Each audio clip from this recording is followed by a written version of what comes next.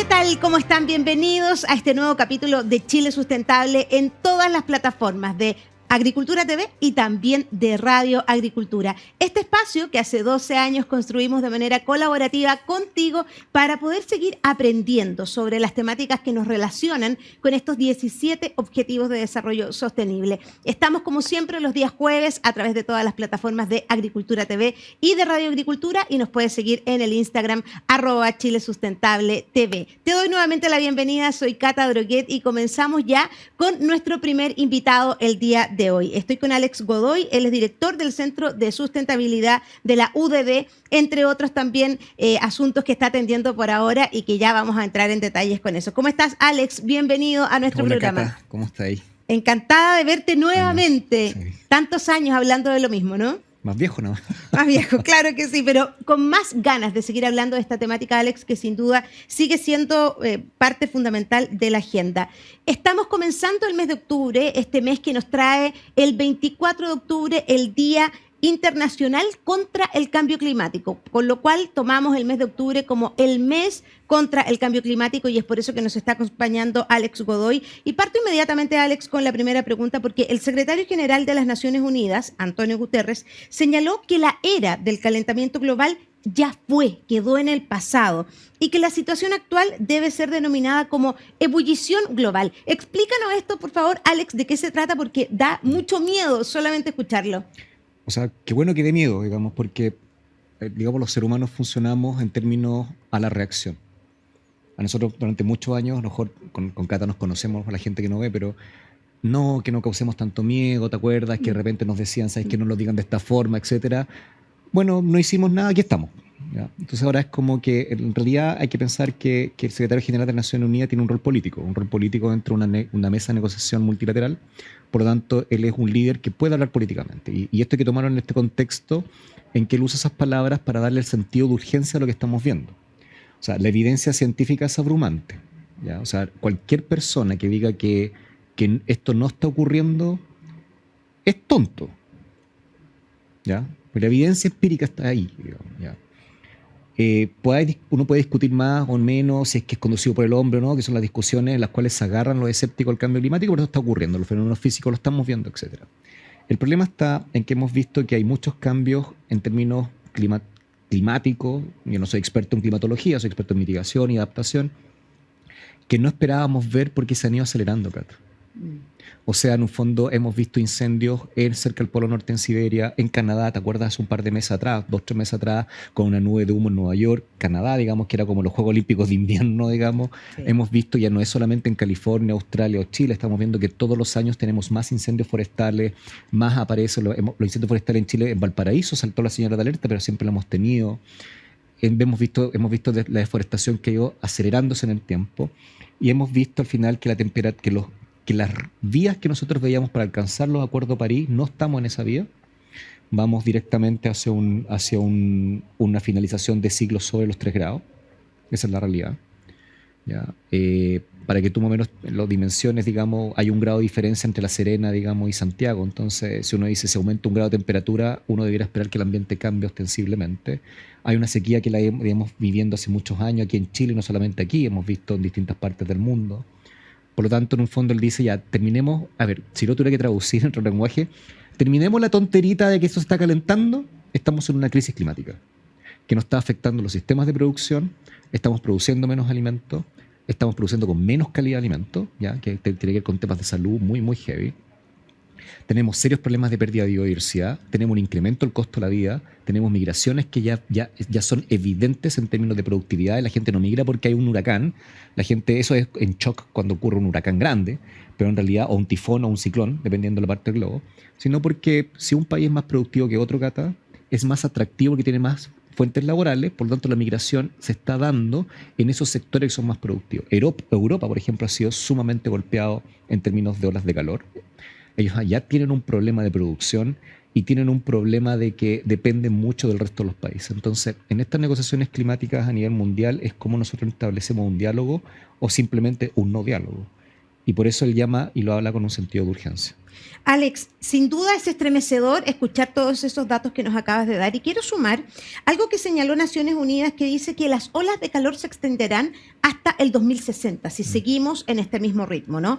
Sumo a lo anterior, la Universidad de Talca señaló que la ola de calor acá en nuestro país viene avanzando sin freno, tal cual, y que nos espera un diciembre, enero y febrero con altas temperaturas en nuestro país. Por otro lado, vimos las noticias en Brasil hace pocos días, en donde en pleno invierno la gente estaba repleta a la playa porque ya no soportaban el calor, con temperaturas en pleno invierno en Brasil de 40 grados.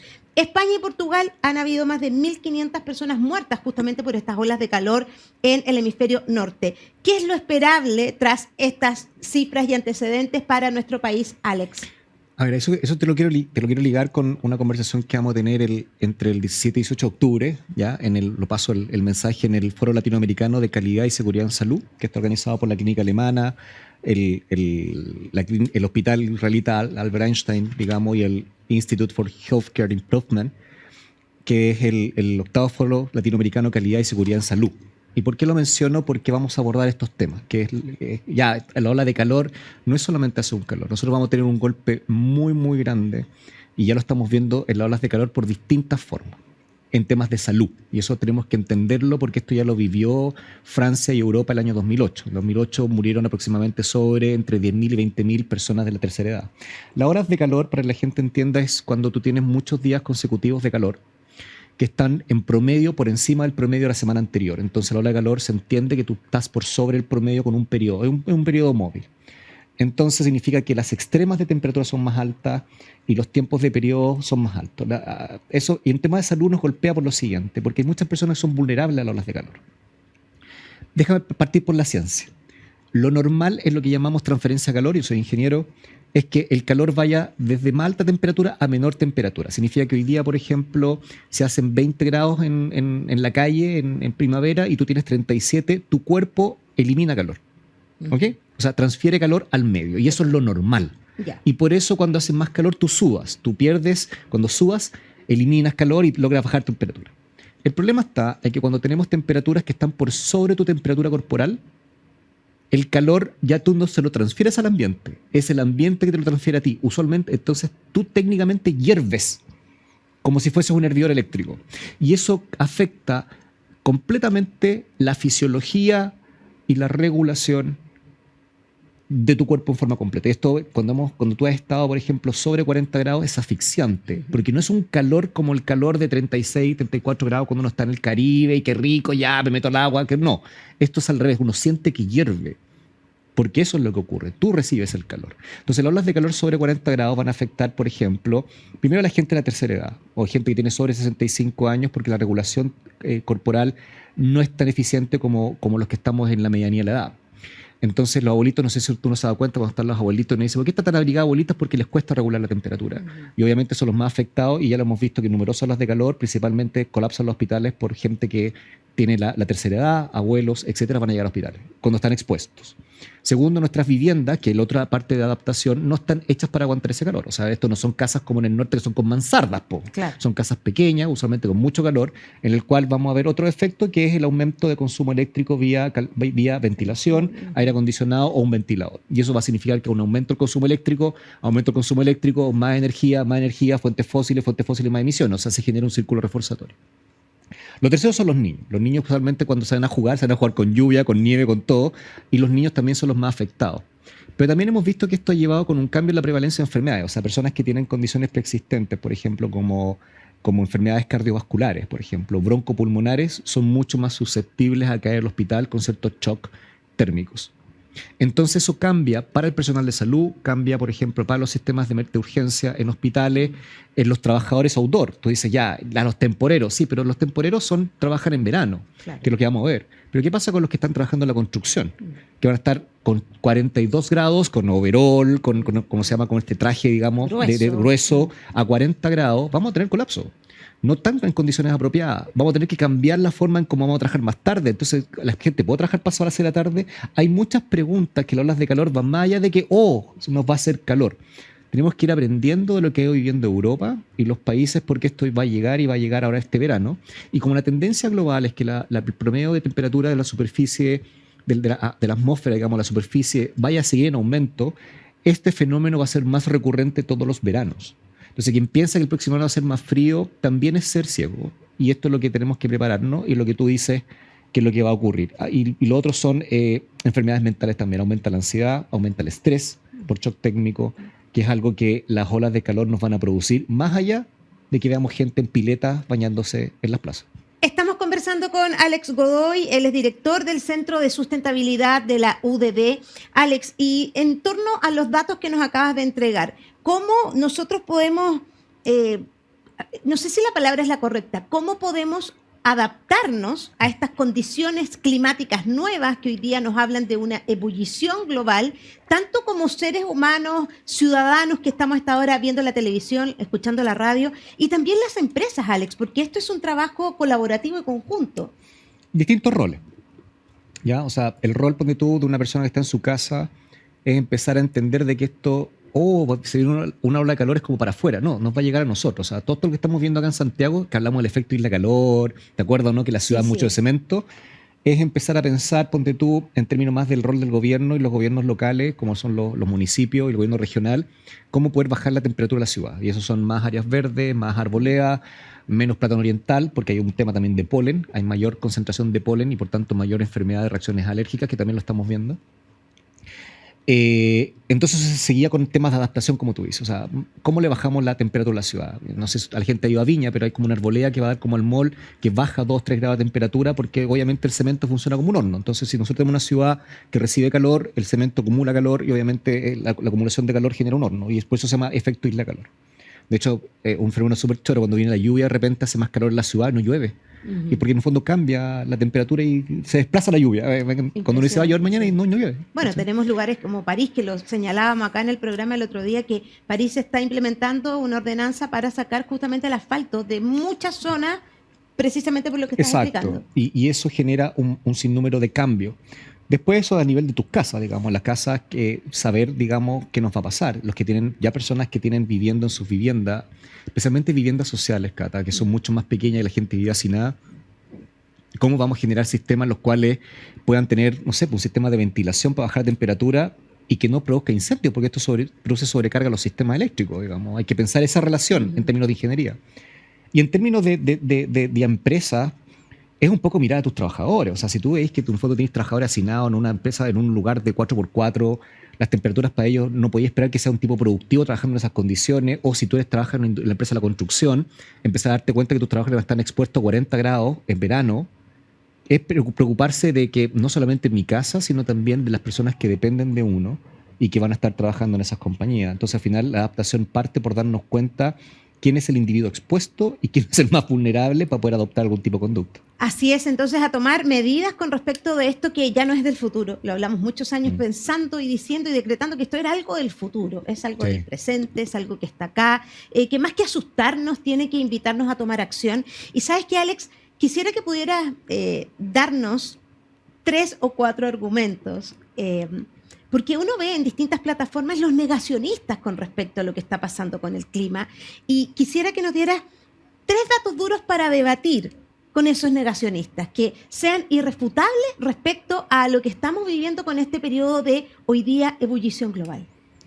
Simple, la evidencia de la temperatura se ha ido incrementando en el tiempo y ha ido cambiando en Chile. Eso es una evidencia en la cual la sequía la hemos viviendo desde hace más de 25 años.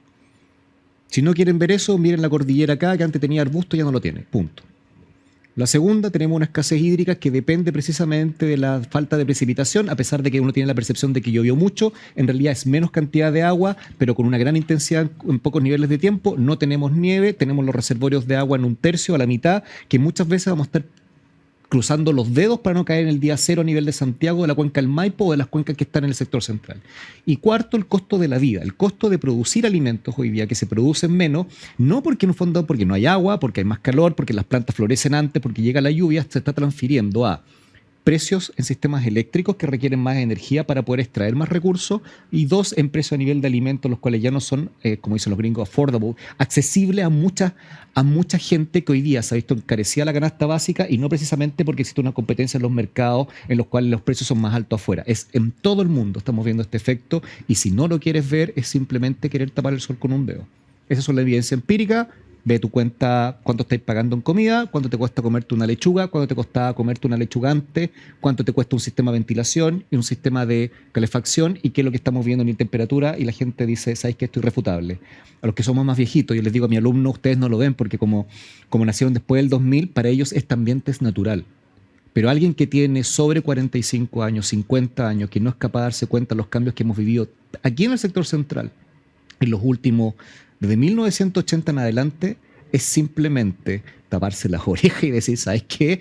En realidad no lo quiero ver. Si no lo quieres ver, perfecto, pero entonces deja que las otras generaciones hagan cargo, entonces guarda silencio. O sea, mi mensaje a los negacionistas es, si no crees, entonces cállate. Listo, no hay nada más que decir. Con esa declaración vamos a cerrar este primer bloque de Chile Sustentable. Alex, como siempre, un placer conversar contigo y también incorporar todo este conocimiento. Que te vaya muy bien en este foro que, repitamos, es el 17 y 18 de octubre. Este foro va a ser en el Hotel W, que se llama Foro Latinoamericano de Calidad y Seguridad en Salud. Así que ahí vamos a ir a escuchar tu charla también. Muchas gracias, Alex. No, gracias, Cata. Vamos nosotros a unos breves comerciales y ya se prepara Claudio Santelices para traernos todas las ecoticias más importantes de esta semana. Agricultura TV.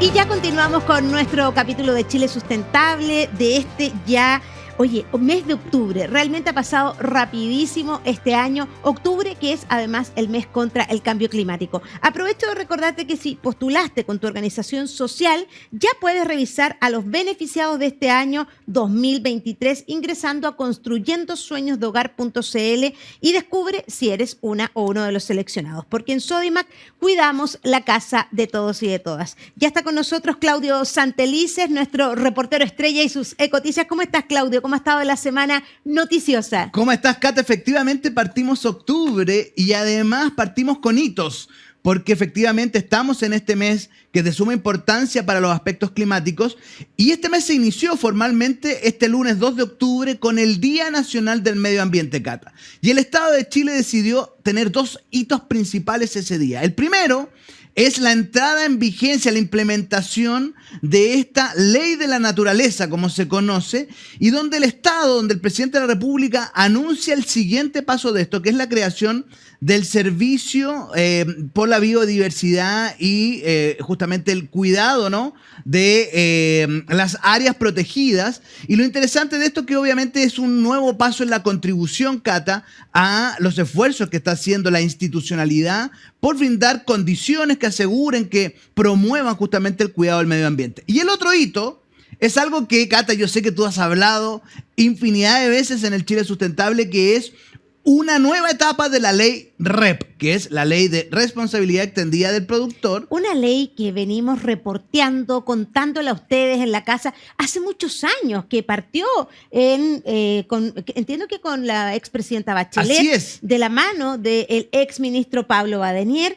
Son muchos años. Y hoy día, ¿en qué está esto, Claudio? Muchísimos años primero de discusión, y efectivamente tiene etapas. En la etapa en que estamos tiene que ver con que se generan cambios en el reciclaje, lo que vamos a poder ver cada uno de nosotros, Cata, como ciudadanos, en sus casas. Y en esta etapa que se inició el 2 de octubre, pasamos a la fase de envases y embalajes. En enero partió lo de los neumáticos, pero ahora lo vamos a sentir mucho más palpable, porque entramos en la etapa donde los envases y embalajes van a ser responsabilidad de quienes generan justamente esos productos. Esto es importante que usted lo sepa. Para la ley REP, un responsable, un productor responsable de esto, no es el que fabrica la botella, por ejemplo, sino es el que rellena la botella y la vende. pensemos en alguna de estas bebidas En gaseosas. botella, sí, Exacto, alguna de esas ellos son los responsables. Entonces, hasta hoy, los responsables de generar el tema de ir a buscar la basura a su casa o de recolectarla, habían sido las municipalidades hasta el día 2 de octubre. Desde ahora van a ser un colectivo de esos productores que justamente tienen la responsabilidad de, uno, ir a sus casas a buscar estos elementos y habilitar puntos limpios donde usted pueda hacerlo. Ahora, Cata, esto es, por supuesto, de manera gradual. Partimos con 35 municipalidades que corresponden al 10% de todo el país y la meta del 80% está por allá lejos en el 2035. Obviamente estos son pasos lentitos, pero que son positivos, que se agradecen entre no avanzar es mejor avanzar, pero igual a uno se le hace lento, Cata. Un gobierno que se ha declarado como un gobierno sustentable y un gobierno verde debe meterle absolutamente más punch y pila a todo esto. Se agradecen estas noticias que vienen por parte del Estado, Claudio, pero sin duda hay que articular e implementar y actuar. Menos bla bla, como lo dijo Greta Thunberg. Claudio, te quiero compartir un dato porque realmente es espeluznante cuando nos damos cuenta que más de 200 kilos de plástico se vierten cada segundo en el océano. Y si esto lo llevamos a una cifra más grande, a la cifra anual, estamos hablando de 800 veces el tamaño de la Torre Eiffel, es lo que llega en plástico al océano de manera anual. Y es por eso que surgen noticias como esta que nos vas a contar. Así es, Cata, porque Europa ya nos viene acostumbrando a tomar decisiones drásticas. Hablábamos la semana pasada de lo que ocurría en París, que recién comentabas con Alex, y ahora desde el 17 de octubre, es decir, en apenas unos días, va a existir la prohibición de comercialización de glitter y purpurina. ¿Dónde está presente esto, Cata? En los detergentes, si ustedes se fijan cuando uno ve ese polvito está brillante, en los juguetes de los niños y en ciertos tipos de maquillaje. ¿Cuál es la idea de Europa para esto? Controlar no solo la contaminación de estos productos que, como tú bien mencionabas, llegan en su gran calidad al mar, porque al final estos productos son microplásticos, que era lo que hemos comentado, que son diminutos, apenas son perceptibles. Es muy poca la gente que hace esa relación, uno mismo no se imagina que el glitter, esos brillitos, son plásticos. Uno piensa que es como otra cosa, pero no lo tienes vinculado con el plástico. Así es, y justamente es microplástico, que es aún más peligroso porque todavía no conocemos del todo los efectos que tiene, y ya te voy a contar algunos datos de eso, y además es tóxico, Cata. Entonces, el objetivo de Europa en su conjunto es al año 2030 reducir en un 30% justamente la contaminación por glitter que termina llegando al mar, sobre todo con los efectos que ya conocemos. Ahora, ¿cuál es el problema, Cata, de esto? Que nosotros lo tenemos absolutamente, vamos a decir así, normalizado el uso de estos productos, sobre todo en nuestros niños, lo que es absolutamente peligroso por el efecto que genera en los niños, desconocidos todavía. Ya hay algunos estudios, pero todavía desconocidos en su real magnitud. Y además se nos vienen fechas ahora donde la invitación es, bueno, Europa por algo está tomando estas decisiones. Tenemos dos fechas que son absolutamente cargadas al glitter y la purpurina. ¿A quién le vamos a arruinar la fiesta esta vez? Porque nos Ya dijeron que arruinamos estábamos el 18. arruinando el 18 con nuestros datos. ¿A quién le vamos a arruinar la fiesta, Claudio? No es claro, a ver, tenga cuidado a la hora de celebrar Halloween y también Navidad, porque estamos acostumbrados a tener todos estos productos que son con brillo. Se desata esta cuestión. Yo encuentro que tanto disfraz, Claudio. Yo soy mamá, no sé si les pasa a ustedes, chiquillas, también, que el disfraz para el colegio, que después esa búsqueda de dulces que yo la encuentro satánica, porque es una oda al azúcar. Ajá. Y ves que, por ejemplo, yo hice alguna vez un reportaje de cómo aumentaba la hospitalización de niños por estos como shock de azúcar en la sangre, porque era tanto, porque un niño es un niño, si se ve con una bolsa de dulce, ¿qué va a hacer? Se los va a comer. Por supuesto. Pero, y ahí está esta vinculación con esta purpurina, estos brillos, los maquillajes, todas estas cuestiones chinas que venden por todos lados, en donde tenemos nosotras que yo creo hacer, como padres y madres, un filtro importante, Claudio, por ejemplo, en Halloween. La invitación es a pensarlo dos veces con esta información que les estamos dando. Esto no es un proyecto en Europa. Esto es algo que se implementa desde el 17 de octubre, es decir, en los próximos días. Y como les decimos, hay que tener cuidado porque esto está presente efectivamente en estos maquillajes que muchas veces vemos a los niños, que incluso en locales para entretener a los niños les hacen este tipo de cosas. Segundo, en los disfraces, en el cotillón, en fin, en las fiestas también para adultos, no estamos hablando solo de niños. Así que la invitación es a tener cuidado porque esto es tóxico y muy contaminante. Brille con su buena vibra nomás. Entonces, Brille con la buena vibra. Con tanto glitter. Eso. Claudio, esta es una noticia que nos habla de inclusión, un aspecto fundamental también dentro del desarrollo sostenible. ¿De qué se trata esta noticia que viene de España? Inclusión y propósito, porque por un lado tenemos esta noticia alentadora, que es que en España por primera vez van a tener una diputada con síndrome de Down. Ella se llama Marc, aquí tengo el apellido exacto, Galcerán. Marc Galcerán es la primera mujer diputada, como te decía, en España. Ella es una mujer que tiene 46 años, ella estudió turismo, viene hace 26 años trabajando en el servicio público, obviamente desde hace ya... desde que es joven, en rigor, ella se dedicó a la política, Cata, con el fin de poder ayudar a su comunidad y sobre todo de poder desde ahí apoyar las causas que tienen que ver con las personas con capacidades diferentes, como es su realidad. Y hoy día, a los 46 años, ella asume, en las imágenes que ustedes pueden estar viendo ahí, ahí está como, Marc Galcerán. Galcerán Marc como Galcerán. diputada, justamente, ella es de Valencia, en España, y yo quiero... más que nada retratarla a ella, Cata, como una mujer con propósito. Siempre decimos que el propósito es aquello que nos moviliza, es ese motor que nos activa. Y te quiero leer textual una frase que ella comentó hace algunos días y que la retrata tal cual como es, y sobre todo un llamado a quienes estamos cerca de personas que tienen este tipo de condición para nunca dejar de apoyar lo que ellos tienen. ¿Qué dijo?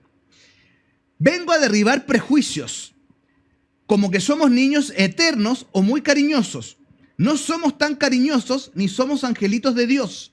Somos personas que hemos nacido con una condición, pero esta no nos dificulta hacer nuestras vidas. Hay que trabajar mucho, pero si cuentas con las herramientas necesarias y ayuda externa como tu familia, puedes lograr, Cata, lo que te propongas. Al principio es duro, pero hay que sostenerlo, superarse, ponerse metas y objetivos, porque al final, cueste lo que cueste, siempre lo consigues. Es maravillosa esta historia de propósito, de inclusión también, Claudio, que nos hace tener una cuota de realidad también frente a la diversidad, frente a la importancia de que nos eduquemos, de cómo relacionarnos como seres humanos con todo tipo de personas. Así que es una noticia positiva y también que nos aporta en el desarrollo sostenible que también tanto buscamos. Ese potencial, Cata, que tenemos todos independiente del lugar donde nacimos, de la condición con la que nacimos, y esto lo demuestra y eso es lo que nos da gusto escuchar. Por eso te traía esta historia, porque me parece que es muy interesante, sobre todo también como un llamado a la reflexión a quienes están cerca de estos niños, de estas personas, no solo niños, a incentivarlos, a motivarlos. No son niños eternos, como decía la misma Marc. Marc Galcerán haciendo noticia entonces también desde España. Sin duda, dentro del calendario de sustentabilidad hay íconos, hay fechas claves, efemérides que les llamamos nosotros. El Día Internacional de la Concientización sobre la Pérdida y el Desperdicio de Alimentos se dio hace pocos días acá en nuestro país y a nivel global. Y les quiero compartir un dato, porque el 10% de las emisiones mundiales de efecto invernadero se generan a raíz de la pérdida y del desperdicio de alimentos. Vamos a aterrizar esto porque hay noticias también al respecto, Claudio. Así es, Cata, porque como tú dices, estas fechas lo que hacen es recordarnos de que tenemos una problemática. Y esta problemática la quiero representar de la siguiente manera, Cata. El desperdicio que hay a nivel anual es gigante. Son millones de desechos justamente de alimentos que se generan por tres grandes causas. La primera, Cata, tiene que ver con lo que ocurre en las cosechas, cuando se almacenan esas cosechas, cuando se transportan o se venden. Ese es el primer gran factor de los productores, por decir así, de alimentos. Alimentos que se pierden en esa cadena. Que se ¿no? pierden en esa cadena. El segundo es la responsabilidad de cada una y cada uno de nosotros en sus hogares. Y esto por dos razones. Una, porque compramos más de lo que necesitamos, o porque no sabemos almacenar los alimentos. Y tercero, el tema de los restaurantes, que es otro mundo también, la cantidad de comida que queda ahí. ¿no? ¿Sabéis que yo hago algo que mi abuelita toda la vida hizo y que era incluso mal visto antes? Para el perrito. Para el Terry. Sí. Para el perrito. Bueno, mi abuela, siempre que íbamos a un restaurante, pedía llevarse lo Sí, que claro. quedaba. Exacto. Precisamente por una conciencia que yo te diría que viene más de los antiguos que nosotros perdimos en algún minuto porque era mal visto, Mal porque nada que visto, ver, claro. tonteras, ¿no? Pero hoy día ir a un restaurante y si te comiste la mitad del plato, es totalmente legítimo y sustentable y sostenible pedir llevarte esa comida, porque la cantidad de comida que se bota en los restaurantes, en las banqueteras, en los eventos, es abismante, Claudio. Y te doy datos asociados a eso, Cata. 1.400 millones de hectáreas es lo que representa la producción de alimentos que no consumimos. 1.400 millones. Imagínense el impacto de eso. ¿Sabes a cuánto equivale en emisiones al planeta? Esa cantidad es un 8% del total de las emisiones que generamos en un año, lo que no consumimos. Y si además consideramos el dato de la FAO, que es esta organización de la ONU preocupada de los alimentos y de la agricultura, cuando tenemos una hambruna en el mundo que alcanza los 800 millones de personas, es un llamado a la reflexión. Por ende, Cata, muy en simple, ¿qué podemos hacer? Lo primero es tomar conciencia de comprar lo necesario, por un lado. Y Segundo, comprar lo estacional, porque frutillas en invierno, no. Claramente hay un sacrificio para que tú puedas tener frutillas en invierno. de todas maneras, lo segundo que se está poniendo muy de moda en Chile, pues ya está en otros países muy instalado, son los bancos de alimentos, que son estos alimentos que en general los supermercados o algunos lugares desechan porque estéticamente no están bien, pero están súper aptos para el consumo. Por ende, hoy día hay muchos lugares que están haciendo esto, búsquelos porque está ahí disponible, lo puede buscar en sus herramientas digitales. Y tercero, tiene que ver justamente con el hacer el compostaje adecuado de los residuos justamente de estos elementos. Fantásticos esos datos también para que ustedes tomen acción en casa desde este hecho tan simple como es no botar la comida. La comida no se bota. Claudio Santelices, muchas gracias por las ecoticias de esta semana. Nos vemos en el próximo capítulo. Nos vemos en de el Chile. próximo capítulo. Gracias a Que ti, estés Cata. muy bien, Claudio, y comenzamos así a despedir nuestro programa el día de hoy. Pero antes, recordarte que París Moda Circular, servicios que alargan la vida de tu ropa. En París puedes vender tu ropa, comprar ropa de segunda mano, repararla y personalizarla en Paris Lab. Intercambia con nuestros eventos junto a The Ropantic Show, que de hecho este fin de semana hay un evento en Viña del Mar, The Ropantic Show, y recicla también lo que ya no puedes reutilizar. Te invitamos a conocer todos los servicios de París para alargar la vida de tu ropa en París y también en parís.cl. Que tengan excelente semana y nos vemos en el próximo capítulo de Chile Sustentable.